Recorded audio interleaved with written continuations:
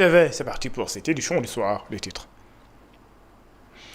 La police nationale a mis fin aux agissements d'un gang de malfaiteurs qui opérait dans les environs de Bel Air. Ces derniers ont été appelés par les forces de l'ordre. Ils ont à leur actif plusieurs infractions. Selon le commissaire ou selon le patron de la sûreté urbaine. Acte 4 de la décentralisation après plusieurs mois d'échanges, mais également un document sera mis en place dans le cadre de la mise en œuvre de ce projet. L'acte 4 de la décentralisation vise à corriger les limites de l'acte 3 de la décentralisation et renforcer la viabilité des communes, faire des pôles territoires le moteur stratégique du développement national.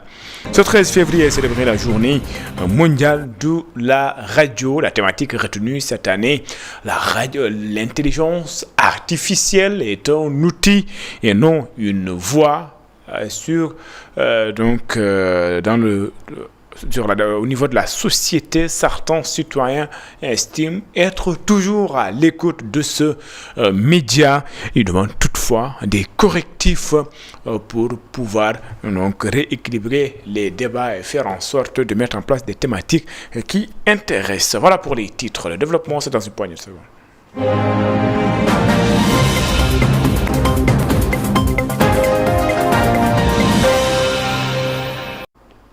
La police, par le biais de la sûreté urbaine, a mis fin aux agissements d'un gang qui opérait aux environs de Anne Bel Air. Ces malfaiteurs ont été donc mis aux arrêts par les éléments du commissaire Goudiaby. Ils ont à leur compte plusieurs infractions, des bijoux, des importantes sommes d'argent, de millions de francs CFA, mais également d'autres objets prohibés. Ce gang qui opérait au niveau de Dakar est constitué d'au moins de 10 personnes. Selon le patron de la sûreté urbaine, la police reste engagée à poursuivre ses efforts pour protéger les populations contre ces malfaiteurs. Elisabeth Grastine et Mafalfal.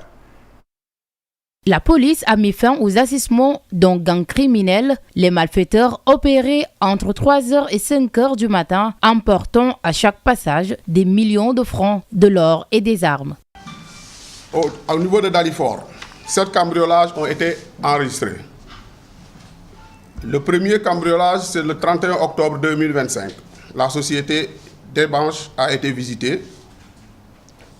Ils ont emporté 24 millions des ordinateurs portables. Le 16 décembre 2025, à Bel Air, le groupe Bambatal a également été visité. 3 postes téléviseurs emportés, un ordinateur MacBook, un téléphone portable de Mac Redmi 11 Pro également a été emporté. Ces personnes ont été interpellées. Le groupe est composé d'un Sénégalais et de 5 étrangers, dont 2 receleurs déjà identifiés.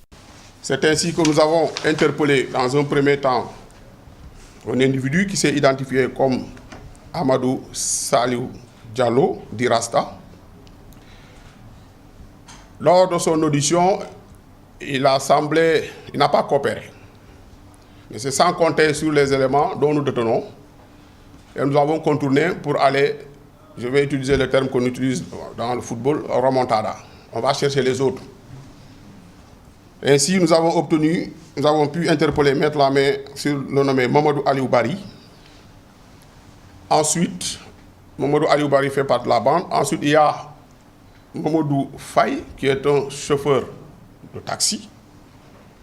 Ensuite, nous avons interpellé un autre qui s'appelle Abdoulaye Baldé, Alpha Omar Ba, conducteur de moto. La police nationale lance par ailleurs un appel à une collaboration renforcée avec la population dans le cadre de la lutte contre la délinquance. Je demande, comme naturellement, une forte collaboration de la population.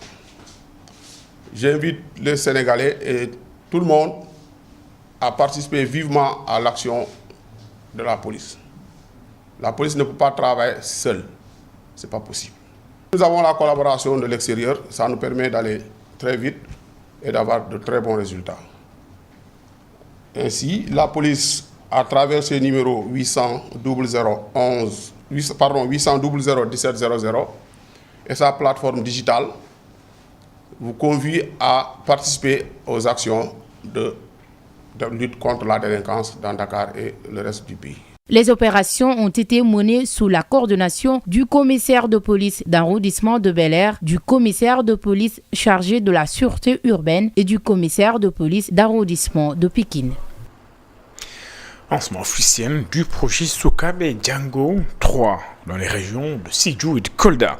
Mis en œuvre par Counterpart International Sénégal, ce projet s'inscrit dans le cadre du programme IMSI Govern Dole International Food for Education and Child Nutrition, visant à renforcer l'alimentation scolaire et la nutrition des enfants. Le ministre de l'Éducation nationale annonce d'ailleurs qu'un document sera présenté prochainement au Conseil des ministres pour son adoption.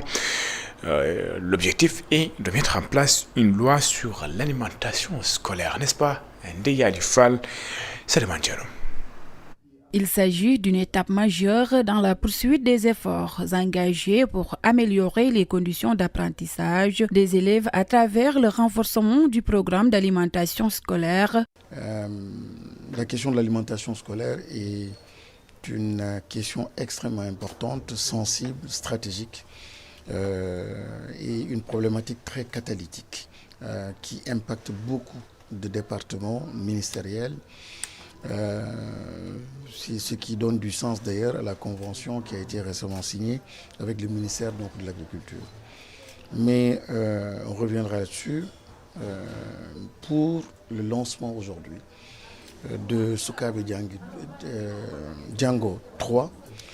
C'est un lancement extrêmement important, une phase importante et décisive. C'est un projet qui a connu une belle maturation.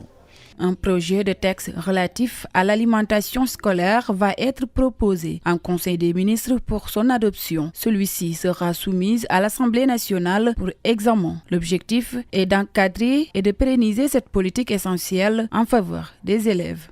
Donc voilà, c'est une problématique, un enjeu de taille. L'idée, c'est naturellement d'aller donc dans le sens de territorialiser et de faire bénéficier à toutes les écoles donc ces cantines scolaires, et je préfère d'ailleurs le terme ou le concept alimentation scolaire.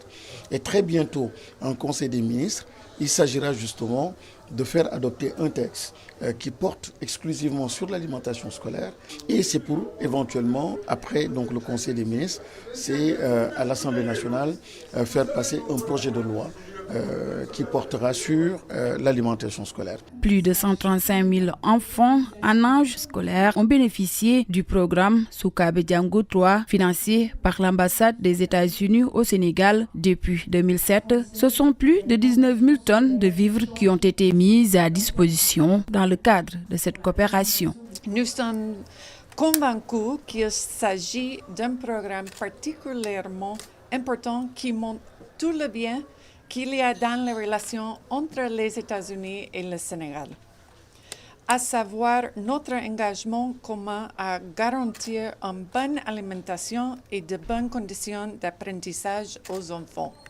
Pour rappel, le projet Soukabe Django 3 vise à consolider les acquis de la phase 2 dans les régions de Kolda et de Sédhiou. Il a l'ambition de renforcer la qualité et la durabilité de l'alimentation scolaire, d'améliorer l'état nutritionnel des enfants et de développer des partenariats dynamiques avec les autorités nationales et locales.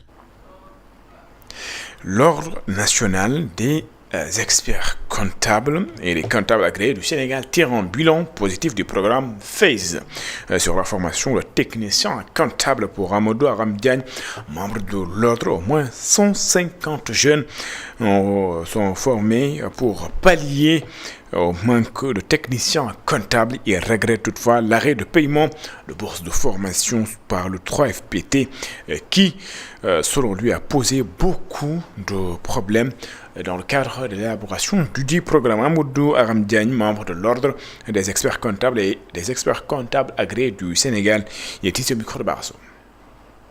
Souvent, les jeunes sortent des universités, de certaines écoles, sans aucune formation pratique. Et ce programme qui est un certificat, c'est le certificat pratique professionnel en comptabilité et finance vient corriger cela.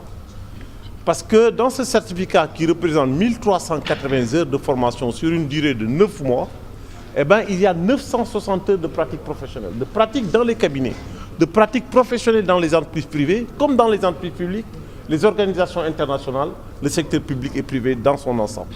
Donc, ce problème, le programme vient corriger déjà cette première distorsion. Mais ce n'est pas la seule chose. Ce programme vient jouer sur l'employabilité des jeunes. Aujourd'hui, nous avons constaté, et de façon très sûre, que les étudiants, les apprenants qui ont réussi, qui ont fait la pratique professionnelle, trouvent beaucoup plus facilement du travail. Parce que c'est un programme de formation en technique comptable. L'ONECA avait signé une convention avec le 3FPT, le fonds de formation pratique et professionnelle. Et cette convention devait accorder des bourses à 150 étudiants. Malheureusement, il y a eu des difficultés et le 3FPT n'a pas pris en charge la totalité de la bourse. Parce qu'il fallait payer les enseignants, donner des primes aux structures hautes qui accueillent ces apprenants. Nous avons été confrontés, et ce n'est pas normal, à cause de difficultés financières, sur des engagements qui n'ont pas été respectés, malheureusement, par le 3FPT, je suis désolé de le dire, eh bien, nous sommes arrivés aujourd'hui à des grosses difficultés, d'où la stratégie pour contourner et chercher d'autres bailleurs de fonds, d'autres sources de financement. Et puis parlons de développement local. Retenez que dans le cadre de la célébration, l'organisation des journées de développement local, l'objectif affiché par les autorités est de passer par les territoires pour changer le Sénégal. L'acte 4, la décentralisation qui va bientôt entrer donc en phase opérationnelle après plus de 20 mois de concertation à travers le pays. Les autorités vont finaliser un document de politique publique qui va corriger donc les limites de l'acte 3 de la décentralisation et renforcer ainsi la viabilité des communes, faire également des pôles territoires le moteur stratégique de développement national. Moussa Bala Fofana, ministre des collectivités territoriales, de l'urbanisme, il était sur le micro de Cheikh Maguette Baye. Pour changer une municipalité, il faut changer ses quartiers. Pour changer un territoire, il faut changer ses municipalités. Et pour changer un pays, il faut changer ses territoires. Voilà la logique qui nous a orientés vers cette initiative des journées de développement local. Je suis de ceux qui pensent que les territoires ne sont pas les endroits où les choses se passent, mais les endroits où les choses s'inventent. Le Sénégal doit inventer son développement, ça se fera depuis les territoires. Concernant l'acte 3 de la décentralisation, qui a amené bien évidemment une bonne chose, la communalisation, mais qui n'a pas posé la question de la viabilité communale et de la capacité de ces communes à offrir du service, à avoir une compétence technique, une capacité de gestion et une capacité stratégique à porter le développement au niveau local. Et c'est exactement ce que l'acte 4 de la décentralisation entend corriger. Et nous avons pris le temps pendant près de 20 mois. Nous avons fait le tour du Sénégal. Chaque endroit, nous avons discuté des pôles territoires, mais nous avons aussi pris un point de réforme important qui a fait l'objet d'une étude technique. Aujourd'hui, nous avons terminé les concertations sur l'acte 4 que nous avons clôturé à Kédougou. Et aujourd'hui, nous sommes en train de finaliser le rapport de concertation. Nous allons produire le document de politique publique de la décentralisation qui va être les bases pour nos autorités de pouvoir stabiliser avec l'ensemble des acteurs cette grande réforme de l'acte 4 de la décentralisation qui doit être faite de manière conjointe avec l'arrivée des pôles territoires qui doivent être ces cadres de mise en œuvre des politiques publiques. Forum des innovations et solutions locales vertes. Retenez qu'également que dans ce cadre du forum, les organisateurs sont revenus sur les ambitions renouvelées d'accélérer le déploiement des solutions vertes et endogènes pour un développement durable en Afrique de l'Ouest. Le ministre donc de l'assainissement et de l'hydraulique a magnifié la tenue d'une telle journée. Il encourage également les organisateurs à aller dans ce sens. Cheikh Tidiane Dieye est au micro de Cheikh Maguette Baye. Les défis liés au changement climatique, à la pression sur les ressources naturelles, à l'accès à l'eau et à l'assainissement, à l'emploi et à la cohésion sociale nous obligent à changer aujourd'hui de paradigme. Le FISOL 2 s'inscrit pleinement dans cette dynamique.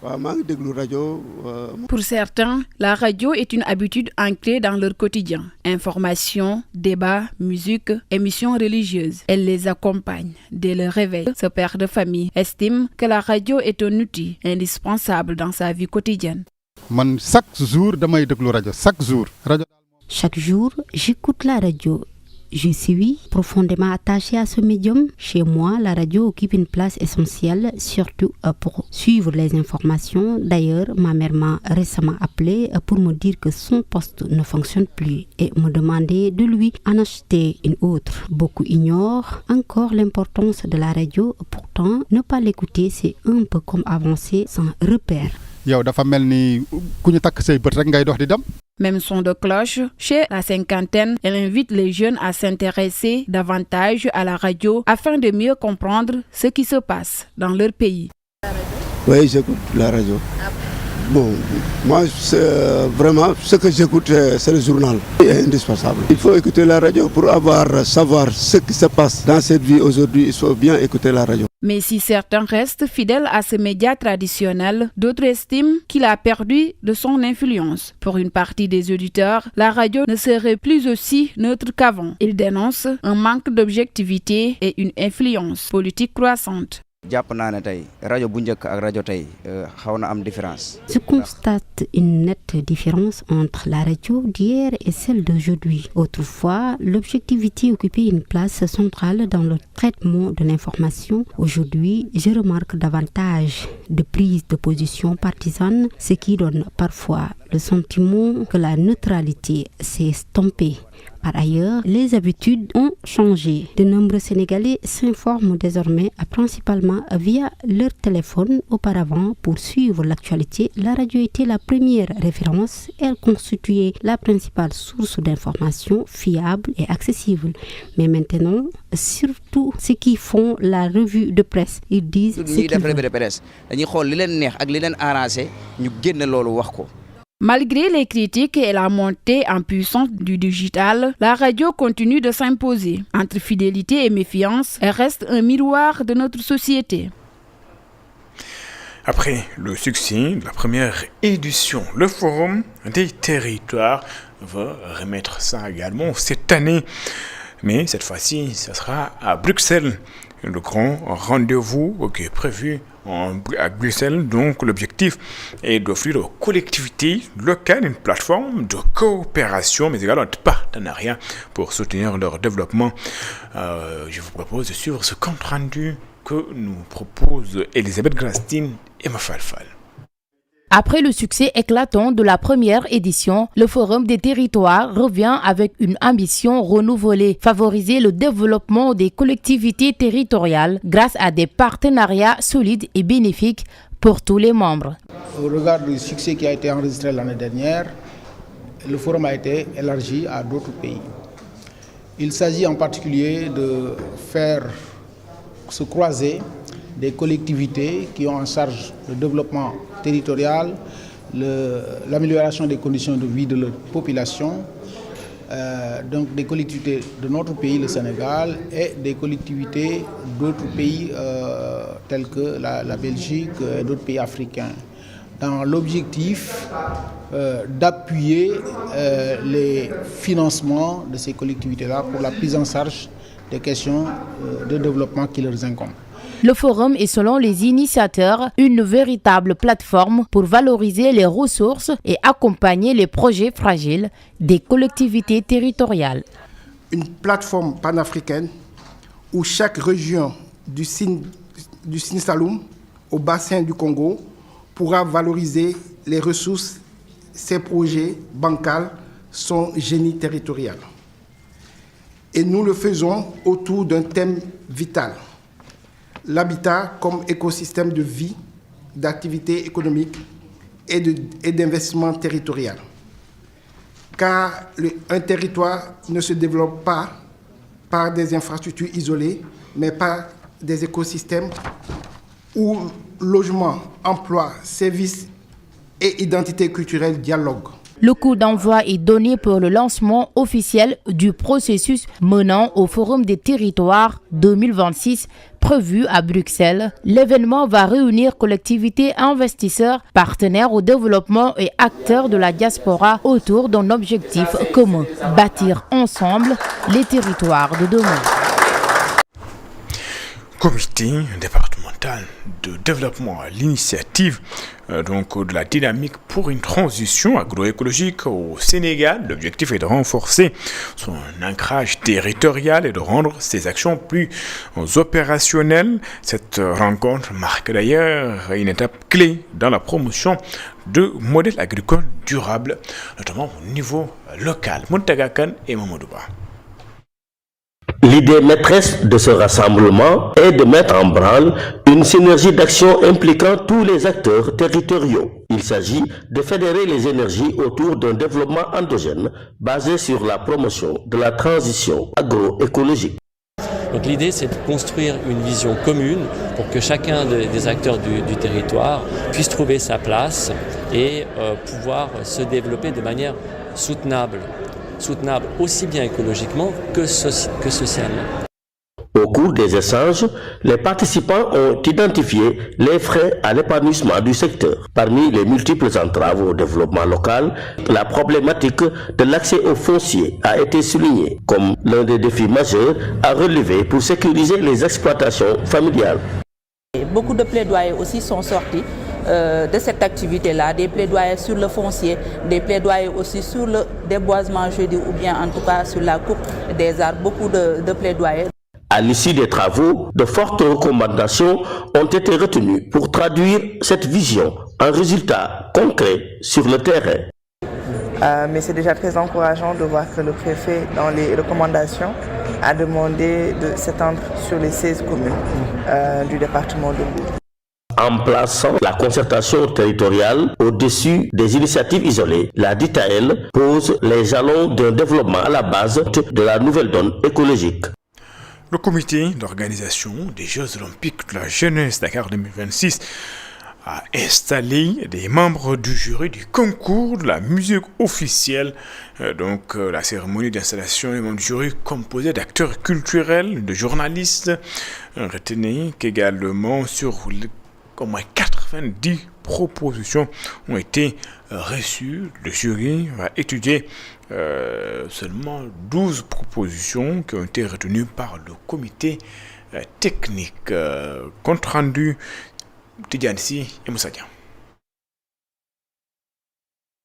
Artistes, chanteurs, animateurs, paroliers, journalistes, culturels, tous regroupés par le comité d'organisation des Jeux Olympiques de la Jeunesse Dakar 2026 autour d'une table pour choisir la musique des JOJ. Après un travail en amont fait par le comité technique, le jury est chargé de proposer la musique officielle qui sera retenue. Du pays, des artistes issus de toutes les régions du pays, 90 productions, en tout cas de propositions de chansons ont été faites. Il fallait donc laisser un comité technique de faire la présélection.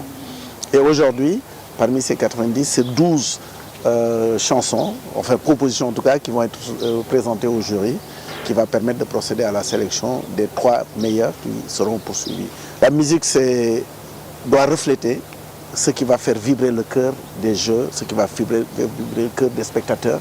À l'occasion de la cérémonie d'ouverture, à l'occasion des différentes compétitions sportives, dans la rue, partout, le monde entier, l'Afrique entière, le Sénégal entier devra vibrer au rythme de cette musique pendant les Jeux. Venu représenter le ministre de la Culture, par ailleurs président du jury, le directeur général de la Culture, Abdou Simani Diatta, affirme que le choix de la musique officielle se fera sur des critères spécifiques. Parce que le Sénégal regorge de talents extraordinaires, le choix ne va pas être facile, hormis donc la composition technique, donc qui normalement une belle musique qui se veut d'être écoutée doit respecter une courbe de veillée, une belle composition avec un temps d'accrochage, un temps d'ambiance et un retour au calme. Parce que c'est aussi l'identité du Sénégal qui se vend, c'est la face du Sénégal qui se vend. Donc là, ce serait l'aspect contenu aussi. Tout va être mis en place aujourd'hui. Membre du jury, le leader du groupe Super Diamono, Omar Penn, se réjouit que les musiciens soient associés à cet événement. En fait, déjà, je suis très honoré de faire partie de ce jury. Qui doit en fait choisir la chanson qui fera office d'hymne des JOJ. Donc ce ne sera pas facile, mais on va faire de notre mieux pour éventuellement essayer de choisir la meilleure chanson possible pour présenter ça au public. Après avoir lancé le concours de la musique des JOJ en septembre 2025, la musique officielle sera dévoilée le 21 juin 2026. C'est la fin de cette édition. Merci de l'avoir suivi. Excellente suite de programme sur les antennes d'ITV. Au revoir.